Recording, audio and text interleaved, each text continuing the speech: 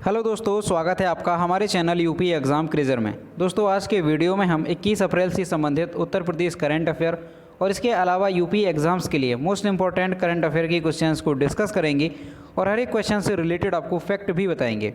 और वीडियो के अंत में हम आपसे एक क्वेश्चन भी पूछेंगे जिसका जवाब आपको कमेंट बॉक्स में देना है। और अगर आपको इसकी PDF डाउनलोड करनी है तो आप हमारे टेलीग्राम ग्रुप से इसकी PDF डाउनलोड कर सकते हैं। टेलीग्राम ग्रुप की लिंक आपको वीडियो के डिस्क्रिप्शन में मिल जाएगी। तो चलिए आज का वीडियो शुरू करते हैं। पहला क्वेश्चन है, हाल ही में गोरखपुर की किस ग्राम पंचायत में आज़ादी के बाद पहली बार वोट पड़े? ऑप्शन नंबर ए है चरगवां, बी है ढडौना, सी है अतरौली और डी है इनमें से कोई नहीं। इसका जो करेक्ट आंसर है वो है ऑप्शन नंबर बी, ढडौना।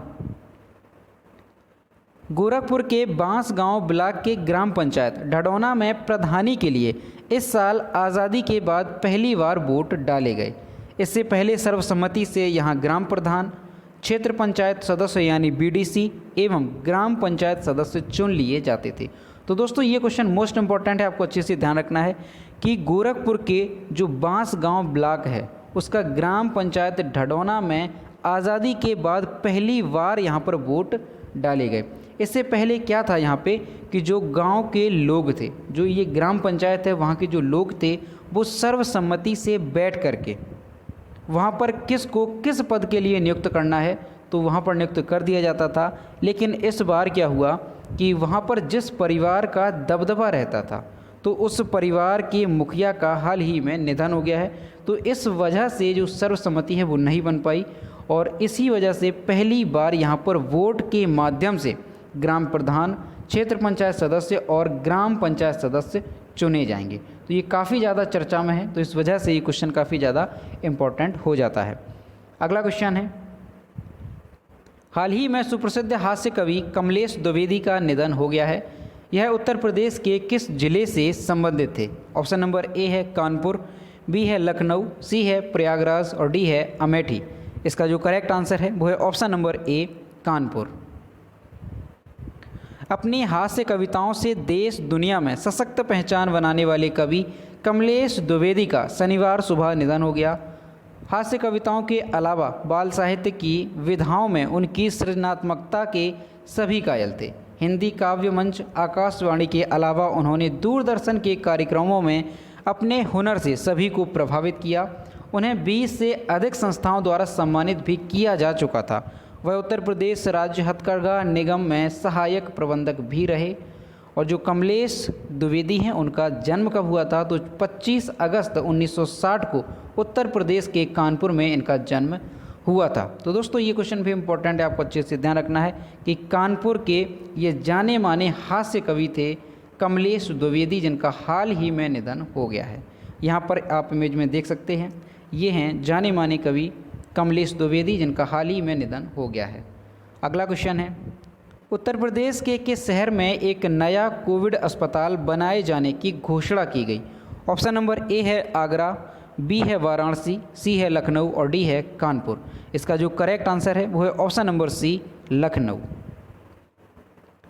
देश के सबसे बड़े राज्य उत्तर प्रदेश में कोरोना से हालात बेकाबू होते दिखाई दे रहे हैं। राजधानी लखनऊ में 1000 बेड का नया कोविड हॉस्पिटल स्थापित किया जाएगा। डिफेंस एक्सपो आयोजन स्थल इसके लिए बेहतर स्थान हो सकता है। हिंदुस्तान एरोनॉटिक्स लिमिटेड लखनऊ में एक नया कोविड अस्पताल तैयार करने में राज्य प्रशासन की मदद करेगा। इस उद्देश्य के लिए एक 24/7 कंट्रोल रूम सक्रिय किया गया है। तो दोस्तों आपको ध्यान रखना है कि उत्तर प्रदेश में जो कोरोना के केसेस हैं वो लगातार काफ़ी ज़्यादा मात्रा में बढ़ रहे हैं। तो इसी को देखते हुए राज्य सरकार ने उत्तर प्रदेश में एक नया कोविड हॉस्पिटल स्थापित करने की घोषणा की है। और ये जो कोविड हॉस्पिटल है ये लखनऊ में बनाया जाएगा और ये 1000 बेड वाला कोविड हॉस्पिटल होगा। तो ये आपको ध्यान रखना है। और इसे बनाने में मदद कौन करेगा तो हिंदुस्तान एरोनॉटिक्स लिमिटेड के द्वारा इसकी मदद की जाएगी। तो ये भी आपको अच्छे से ध्यान रखना है। अगला क्वेश्चन है, देखो अपना देश किस मंत्रालय की पहल है? ऑप्शन नंबर ए है संस्कृति मंत्रालय, बी है शहरी विकास मंत्रालय, सी है पर्यावरण वन एवं जलवायु परिवर्तन मंत्रालय और डी है पर्यटन मंत्रालय। इसका जो करेक्ट आंसर है वो है ऑप्शन नंबर डी, पर्यटन मंत्रालय। पर्यटन मंत्रालय ने देखो अपना देश योजना के अंतर्गत खजुराहो के मंदिरों पर एक वेबिनार का आयोजन किया। इस आयोजन का शीर्षक था खजुराहो में बने मंदिरों की वास्तुशिल्पीय भव्यता। देखो अपना देश वेबिनार श्रृंखला एक भारत श्रेष्ठ भारत अभियान के अंतर्गत भारत की समृद्ध विविधता को प्रदर्शित करने का प्रयास है। खजुराहो के मंदिरों का निर्माण कब हुआ था? तो दोस्तों आपको ध्यान रखना है कि खजुराहो के मंदिरों का जो निर्माण है वो लगभग 950 से 1050 ईस्वी के बीच में माना जाता है।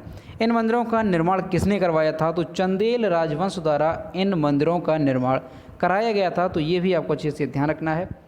अगला क्वेश्चन है, हाल ही में चर्चा में रहा इंजेन्यूटी क्या है? ऑप्शन नंबर ए है अंतरिक्षयान, बी है कोविड वैक्सीन, सी है हेलीकॉप्टर और डी है इनमें से कोई नहीं। इसका जो करेक्ट आंसर है वो है ऑप्शन नंबर सी हेलीकॉप्टर।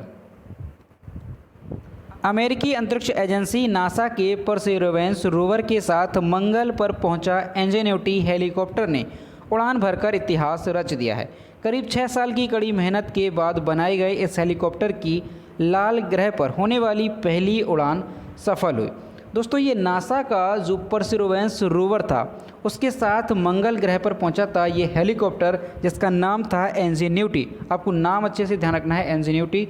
और ये जो है मंगल ग्रह पर उड़ान भरने वाला पहला हेलीकॉप्टर है और ऐसा करके इसने इतिहास रच दिया है। और दोस्तों इसकी जो उड़ान है वो मंगल ग्रह से 14 अप्रैल को होनी थी, लेकिन टेक्नोलॉजी समस्या आने की वजह से इसकी उड़ान को जो है 19 अप्रैल को किया गया। तो आपको ध्यान रखना है 19 अप्रैल को ये हेलीकॉप्टर मंगल ग्रह से इसने उड़ान भरी। धरती के बाहर उड़ने वाला पहला हेलीकॉप्टर बना इंजेन्यूटी। इंजेन्यूटी हेलीकॉप्टर ने मंगल ग्रह के जेजेरो क्रेटर में बने एक अस्थायी हेलीपैड से उड़ान भरी। यह धरती के अलावा पहली बार किसी दूसरे ग्रह पर हेलीकॉप्टर की उड़ान है। इस मिशन को नासा के कैलिफोर्निया स्थित जेट प्रोपल्सन लेबोरेटरी से कंट्रोल किया गया। इस हेलीकॉप्टर को मंगल ग्रह पर रोवर परसेवरेंस के साथ भेजा गया था। दोस्तों ये क्वेश्चन मोस्ट इंपॉर्टेंट है, ये आपको अच्छे से ध्यान रखना है कि धरती के अलावा पहली बार किसी दूसरे ग्रह पर उड़ान भरने वाला ये पहला हेलीकॉप्टर बन गया है जिसका नाम है इंजेन्यूटी। और इसे दोस्तों यहाँ पर आपको ये भी ध्यान रखना है कि इसने मंगल ग्रह पर कहाँ से उड़ान भरी है। तो मंगल ग्रह के जेजेरो क्रेटर में बने एक अस्थायी हेलीपैड से इसने उड़ान भरी है। और दोस्तों अगर धरती पर बात की जाए पहली उड़ान की तो कब हुई थी? तो 1903 में राइट बंधुओं ने पहली उड़ान को सफल किया था। कब? 1903 में धरती पर।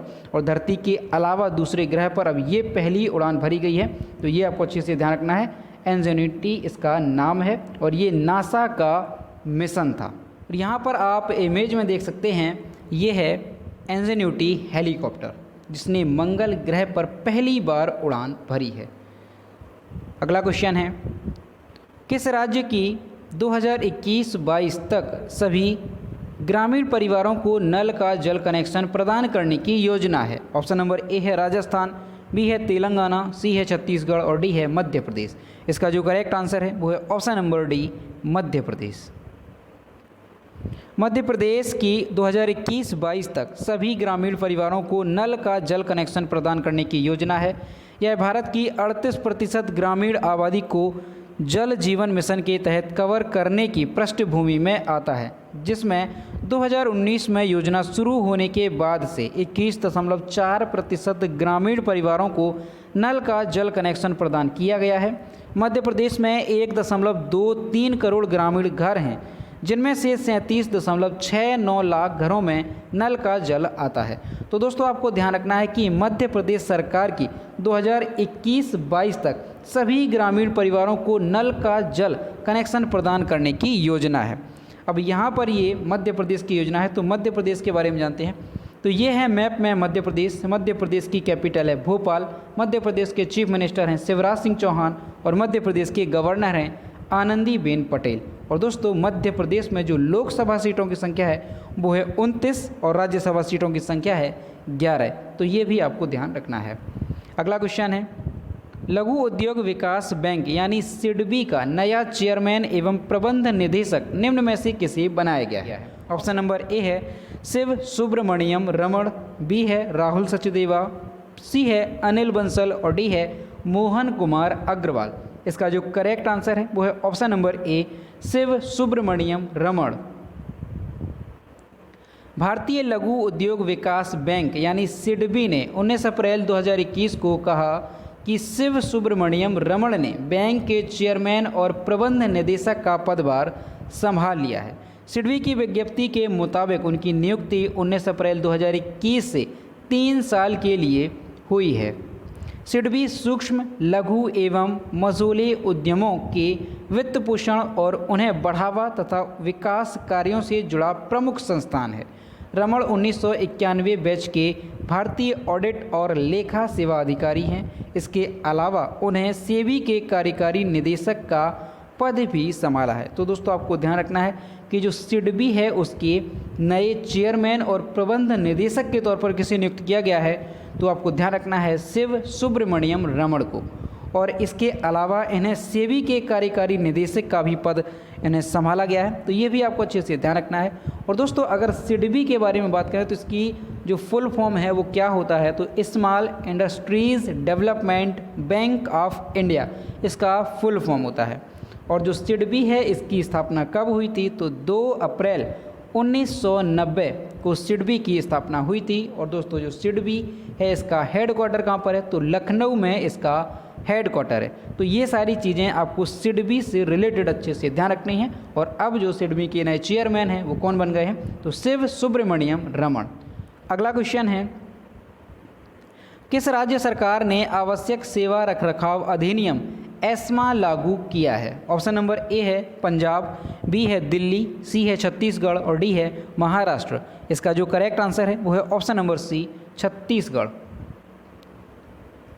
छत्तीसगढ़ सरकार ने 16 अप्रैल 2021 को कोविड-19 के मामलों में वृद्धि के कारण आवश्यक सेवा रखरखाव अधिनियम एस्मा लागू कर दिया है। इस एस्मा आदेश के तहत कोई भी कर्मचारी धरना प्रदर्शन और हड़ताल नहीं कर सकेंगे। यह एस्मा आदेश सभी सरकारी और निजी स्वास्थ्य संस्थानों और स्वच्छता श्रमिकों के साथ साथ राज्य के सभी डॉक्टरों, नर्सों और स्वास्थ्य कार्यकर्ताओं सहित अन्य सभी स्वास्थ्य पेशेवरों पर लागू होता है। अब दोस्तों छत्तीसगढ़ राज्य सरकार ने एस्मा अधिनियम जो है उसे लागू कर दिया है। अब ये एस्मा अधिनियम होता क्या है, तो आपको ध्यान रखना है कि आवश्यक सेवा अनुरक्षण कानून यानी एस्मा हड़ताल को रोकने के लिए लगाया जाता है। और एस्मा लागू होने के बाद से उस राज्य के कोई भी कर्मचारी होगा तो किसी भी तरह का वो हड़ताल या प्रदर्शन नहीं कर सकता है। और दोस्तों ये जो एस्मा अधिनियम है ये अधिकतम 6 महीने के लिए लगाया जा सकता है। तो ये आपको अच्छे से ध्यान रखना है। छत्तीसगढ़ ने एस्मा अधिनियम लागू कर दिया है। अब यहाँ पर छत्तीसगढ़ की बात है तो छत्तीसगढ़ के बारे में जानते हैं। ये है मैप में छत्तीसगढ़। छत्तीसगढ़ की कैपिटल है रायपुर। छत्तीसगढ़ के चीफ मिनिस्टर हैं भूपेश बघेल। छत्तीसगढ़ के गवर्नर हैं अनुसुईया उइके। अगला क्वेश्चन है एशियाई कुश्ती चैंपियनशिप 2021 में किस भारतीय पहलवान ने 59 किलोग्राम भार वर्ग में स्वर्ण पदक जीता है? ऑप्शन नंबर ए है विनेश फोगाट, बी है साक्षी मलिक, सी है पूजा और डी है सरिता मोर। इसका जो करेक्ट आंसर है वो है ऑप्शन नंबर डी सरिता मोर। भारत के लिए सरिता मोर ने महिलाओं के 59 किलोग्राम वर्ग में स्वर्ण पदक जीता है। हरियाणा की इस 25 वर्षीय पहलवान ने मंगोलिया की सूवदोर बातरजाव के साथ अपने अंतिम मुकाबले के अंतिम चरण में शानदार वापसी करते हुए 9 सीधे अंक हासिल किए और अंतिम स्कोर 10-7 तक ले गईं। एक कड़ी चुनौती के बाद सरिता 1-7 से पिछड़ गई थीं, लेकिन वे इसे अंतिम चरण में जीत हासिल में सफल नहीं। तो दोस्तों आपको ध्यान रखना है कि जो सरिता मोर हैं उन्होंने 59 किलोग्राम भार वर्ग में स्वर्ण पदक जीता है। और इन्होंने किसे हराया है, तो मंगोलिया की सूवदोर बातरजाव को इन्होंने हराया है। यहाँ पर इमेज में देख सकते हैं ये हैं हरियाणा की पहलवान सरिता मोर। अगला क्वेश्चन है रेल मंत्रालय की पहली ऑक्सीजन एक्सप्रेस कहाँ से कहाँ तक चलेगी? ऑप्शन नंबर ए है मुंबई से विशाखापट्टनम, बी है अहमदाबाद से मुंबई, सी है दिल्ली से मुंबई और डी है मुंबई से हैदराबाद। इसका जो करेक्ट आंसर है वो है ऑप्शन नंबर ए, मुंबई से विशाखापट्टनम। कोविड-19 के खिलाफ लड़ाई के तहत भारतीय रेलवे ने ऑक्सीजन एक्सप्रेस चलाने की तैयारी की है। रेल मंत्रालय द्वारा पहली ऑक्सीजन एक्सप्रेस मुंबई से विशाखापट्टनम के लिए चलाई गई है। रो रो सेवा के तहत कलम्बोली से 7 खाली टैंकरों को विशाखापट्टनम ले जाया गया, जहां से तरल मेडिकल ऑक्सीजन लोड किया जाएगा। तो दोस्तों आपको ध्यान रखना है कि भारतीय रेलवे ने ऑक्सीजन एक्सप्रेस चलाने की जो है शुरुआत की है और सबसे पहली बार जो ऑक्सीजन एक्सप्रेस है वो कहाँ से कहाँ तक चलाई जाएगी, तो ध्यान रखना है कि मुंबई से विशाखापट्टनम के लिए पहली ऑक्सीजन एक्सप्रेस चलाई गई है। तो दोस्तों ये थे 21 अप्रैल से संबंधित उत्तर प्रदेश करंट अफेयर और इसके अलावा यूपी एग्ज़ाम्स के लिए मोस्ट इंपॉर्टेंट करंट अफेयर के क्वेश्चन जो कि हमने डिस्कस किए। अब हम देखते हैं पिछले वीडियो का क्वेश्चन जो हमने आपसे पूछा था। ये है कल के वीडियो का क्वेश्चन जो हमने आपसे पूछा था, हाल ही में उत्तर प्रदेश लोक सेवा आयोग के नए अध्यक्ष कौन बने। इसका जो करेक्ट आंसर था वो ऑप्शन नंबर ए था, संजय श्रीनेत। और लगभग सभी स्टूडेंट्स ने इसके सही जवाब दिए। और मैं फिर से कहता हूँ कि जो भी क्वेश्चन आपसे पूछा जाए तो सभी लोग उसका आंसर जरूर किया करो। यह है आज का क्वेश्चन। अप्रैल 2021 में एशियन वेटलिफ्टिंग चैंपियनशिप में 119 किलोग्राम भार उठाकर क्लीन एंड जर्क में नया विश्व रिकॉर्ड किसने बनाया है। ऑप्शन नंबर ए है पी अनुराधा, बी है मीराबाई चानू, सी है अंचिता सियूली और डी है जेरेमी लालरिन गंगा। तो इसका जो भी करेक्ट आंसर है वो आपको कमेंट बॉक्स में बताना है। तो दोस्तों अगर आपको आज का वीडियो पसंद आया हो तो वीडियो को लाइक करें, शेयर करें और अगर चैनल पर नए हैं तो चैनल को सब्सक्राइब करना ना भूलें। साथ ही बेल आइकन को भी प्रेस करें ताकि टाइम टू टाइम नोटिफिकेशन आप तक पहुंचता रहे। तो मिलते हैं नेक्स्ट वीडियो में। Thank you.